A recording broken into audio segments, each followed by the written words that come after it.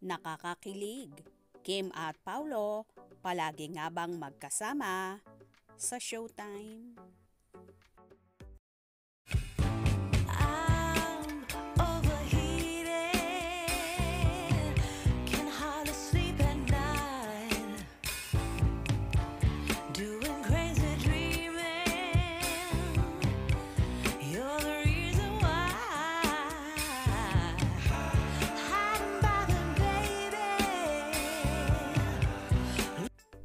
Malimit ngang namamataan si Paulo Avellino sa afternoon show na It's Showtime.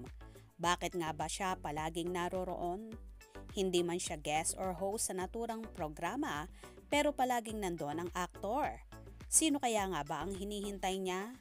Kailangan pa bang i-memorize yan? Siyempre, si Kim Chiu. I'm an Asset Kapamilya. Of course, I can learn any dance routine just like that. I'm an ASAP Kapamilya, and of course, I'm always happy to perform on the ASAP stage. And this is my happy face.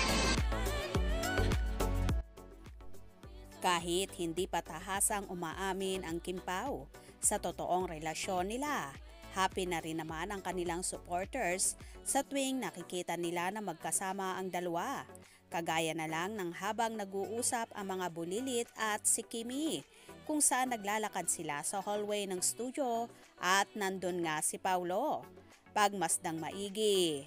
Kahit nga sa shades ni Kimi na ipinost nito ay maaaninag mo na kasama niya ang aktor. Hindi po! Player po! Player! Oo.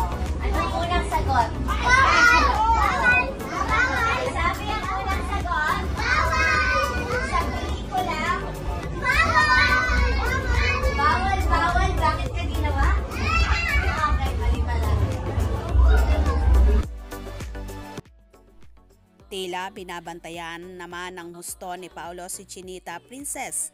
Kaya siya palaging nasa Showtime. Kahit naman wala siyang guesting or work doon.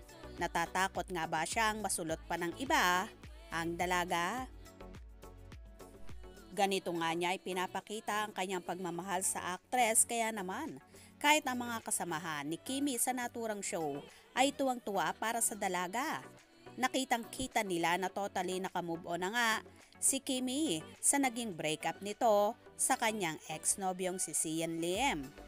Ngayon nga ay so happy na ang puso ng dalaga na kamakailan ay ipinagsigawan niya sa madlang people at live na live sinabi ang mga katagang, "Sorry, may mahal na akong iba," na tila pag-amin na niya. Anyway, wag na muna nating piliti na umamin ang Kim Pao sa madlang people. Ang mahalaga, happy sila at palagi silang magkasama. Kaya naman tumutok at wag na wag pahuhuli sa mga maiinit na kaganapan. Anong inyong magiging reaction sa bidyong ito? Comment below.